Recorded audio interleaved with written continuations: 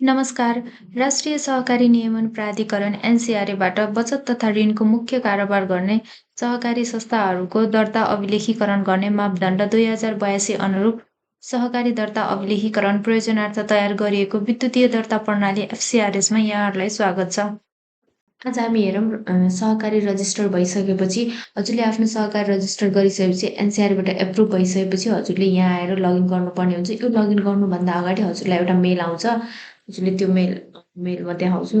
हजुरलाई यस्तो मेल आउँछ एनसिआरएबाट, त्यो जुन मेलमा भनेको चाहिँ your cooperative has been approve by NCRA. You can now set your login password by clicking the link below भनेको हजुरले यो रिसेट योर पासवर्डमा क्लिक गरेर यसरी यसरी हजुरले रिसेटमा क्लिक गर्नुभयो भने यस्तो इन्टरफेस हुन्छ जसमा हजुरको यो जुन मेल देखिराख्नु भएको छ इमेल, यो इमेल भनेको हजुरले रजिस्टर गरेको जुन इमेल छ हजुरको सहकारीको इमेल हो। त्यसै गरेर चाहिँ रिसेट टोकन भनेर रिसेट टोकनमा हजुरले यो टोकन राख्नुपर्ने हुन्छ। सपोज मैले यो टोकन राख्नुपर्ने हुन्छ, मैले यो टोकनलाई राखेँ।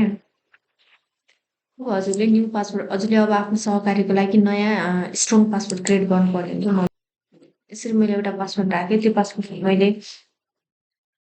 यहाँबाट कपी पेस्ट गरेर अब मैले त्यही पासवर्ड यहाँ माथि न्यू पासवर्ड र कन्फर्म पासवर्डमा राखेँ। अब रिसेट यो पासवर्डमा क्लिक गरिसकेपछि पासवर्ड रिसेट सक्सेसफुल्ली भनेर छ। हजुरको यो सबै सक्सेसफुल भइसकेपछि अब हजुरको डाइरेक्ट यो पेजमा आउँछ। यो पेजमा आइसकेपछि हजुरले यो फर्स्टमा यो भनेको हजुरले ओटिपी लिनको लागि गर्थ्यो, यो भनेको हजुरले कन्टिन्यू गर्न रजिस्टर गर्नको लागि गर्थ्यो भने चाहिँ अब जुन यो login now for only approved cooperative भनेर छ। एप्रुभड कोअपरेटिभ भनेपछि हजुरको सहकारी एप्रुभ भइसकेपछि जुन मेल आउँछ त्यो रिसेट गरिसकेपछि हजुरले अब यसमा क्लिक गरेर यसरी राख्नुपर्ने हुन्छ जुन मैले अघि राखेको छ। अब मैले अघिको इमेल राख्नुपर्ने हुन्छ। जुन इमेल मैले रजिस्टर गर्दाको थियो त्यो इमेल राख्नुपर्ने हुन्छ। त्यसै गरेर यो पासवर्ड पनि मैले अघि क्रिएट गरेको पासवर्ड त्यो दुईटा राख्नुपर्ने हुन्छ। यो दुईटा पासवर्ड राखिसकेपछि अब मैले लगइन गर्नुपर्ने हुन्छ। लगइन गरिसकेपछि यस्तो इन्टरफेस देख्न सक्नुहुन्छ जसमा यो हजुरले आफ्नो सहकारी रजिस्टर गर्दा जति पनि विवरणहरू इन्ट्री गर्नुभयो त्यही अनुसार हजुरको यहाँ देखिन्छ विवरणहरू। फर्स्टमा छ टोटल मेम्बर्स भनेर हजुरको टोटल मेम्बर्स 12 छ। त्यस्तै गरेर टोटल सेयर यति छ, टोटल सेयर एमाउन्ट यसरी छ। त्यस्तै गरेर मेम्बर डिस्ट्रिब्युसन भनेर छ, मेम्बर कति पर्सेन्ट जस्तो मेम्बरहरू फिमेल मेल अदर्स भनेर कति कति पर्सेन्ट छ त्यही अनुसार यहाँ डिभिजन हुन्छ यसमा पर्सेन्टको हिसाबमा। टोटल मेम्बर यहाँ हजुरको टोटल यहाँ यसरी देखाउँछ। त्यस्तै गरेर छ मेल मेम्बर्स यहाँ नम्बरमा देखाउँछ, male members female members others member भयो। कि पर्फर्मेन्स इन्डिकेटर भनेर छ, यो भनेको एभरेज एसेट्स पर मेम्बरमा कति एभरेज एसेट्स छ। त्यस्तै गरेर लाइबिलिटिज एभरेज लाइबिलिटिज कति छ भनेर छ। यो भयो हाम्रो ड्यासबोर्डमा मेम्बरको कुरा र मेम्बर डिस्ट्रिब्युसन कसरी भएको छ भन्ने कुरा। त्यस्तै गरेर छ कप्स मेम्बर भनेर, कप्स मेम्बरमा देख्न सक्नुहुन्छ loan member, saving member, share member भनेर तिनवटा छ।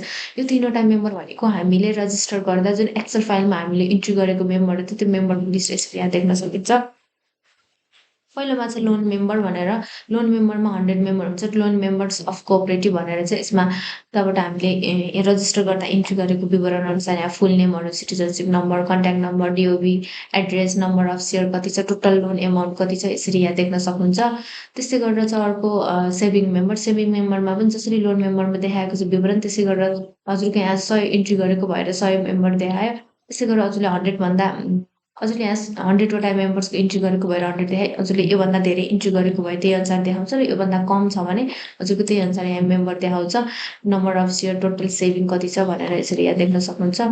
त्यसै गरेर छ अर्को सेयर मेम्बर, सेयर मेम्बरमा देख्न सक्नुहुन्छ जसरी हाम्रो लोन मेम्बर सेभिङ मेम्बरमा देखाएको छ त्यसरी नै सबै विवरणहरू छ। टोटल सेयर एमाउन्ट कति छ, नम्बर अफ सेयर, एड्रेसहरू यो सबै कुरा भयो। कप्स मेम्बरको तिनवटा लोन सेभिङ र सेयर मेम्बर्सको विवरणहरू यहाँ देखाउने। त्यसै गरेर सब सर्टिफिकेट भनेर हजुरले आफ्नो सहकारी दर्ता गर्दा इन्ट्री गरेको विवरण अनुसारको यसमा सर्टिफिकेटमा सबै देख्न सक्नुहुन्छ। यसरी हजुरको सहकारी संस्थाको नाम, दर्ता नम्बर, दर्ता गर्ने निकाय, कार्यक्षेत्र, कार्य हजुरको सबै कुराहरू सर्टिफिकेटमा आउँछ। सिग्नेचरदेखि लिएर सबै कुरा यो सर्टिफिकेट हजुरले यसरी प्रिन्ट पनि गर्न सक्नुहुन्छ। प्रिन्टमा हजुरले अब ब्ल्याक एन्ड व्हाइट गर्न मिल्यो त्यसै गरेर कलर त्यो भइहाल्यो, त्यो हजुरलाई चाहिए अनुसारको प्रिन्ट गर्न सक्नुहुन्छ।